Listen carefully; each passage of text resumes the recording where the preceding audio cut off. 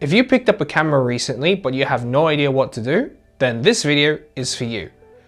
Today, we're going to be going through 3 core basics of photography that will help any beginner right out the gate.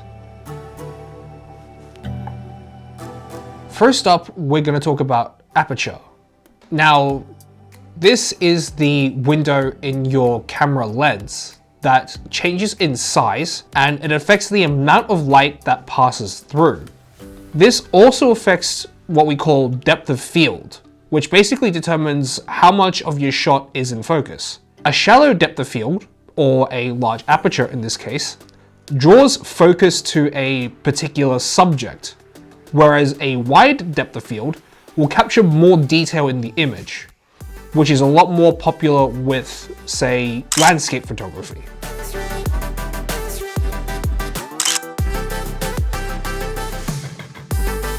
Next, we'll talk about shutter speed, which is basically just that. It's the speed at which your camera's shutter opens and closes. This dictates the amount of light that the camera's sensor is exposed to when you take an image. Now, how is this different to, say, Aperture, like we were talking about before? Well, while Aperture controls the amount of light that enters the camera before the image is taken, the shutter speed captures that light, and the final image is basically imprinted onto the camera's sensor, which is then reflected on the camera's screen. A fast shutter speed will open and close quickly and will generally capture any image that's in front of you.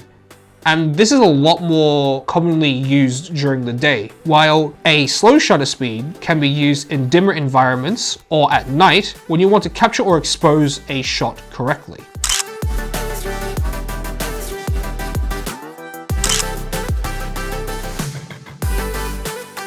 And the last thing we're going to talk about today is ISO, which is basically your camera's sensitivity to light.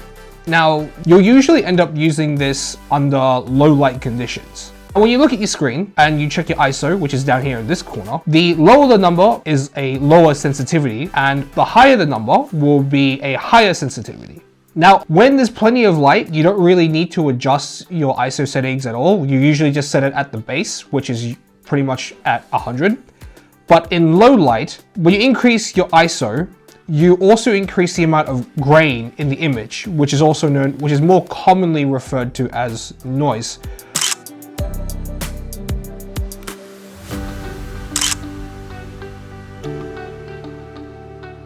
So one tip I have to make things a little bit easier for beginners is to focus on one thing at a time, so it makes it a lot easier for you to learn. Now, what I would recommend is on your camera, on your settings dial, switch over to A, which is aperture priority. This basically means your camera will automatically adjust your shutter speed and ISO while you operate the aperture. And this basically allows you to play around with just one setting while your camera does the rest of the work for you. Now, if you want a little bit more of a challenge, you can switch over to M, which is for manual.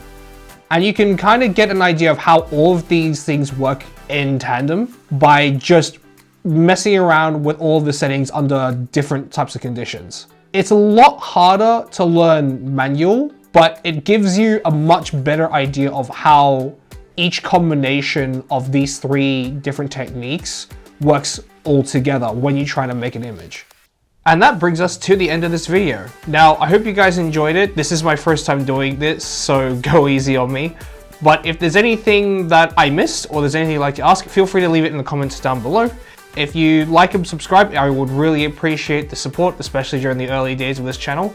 And hopefully, I'll see you guys next time. Peace.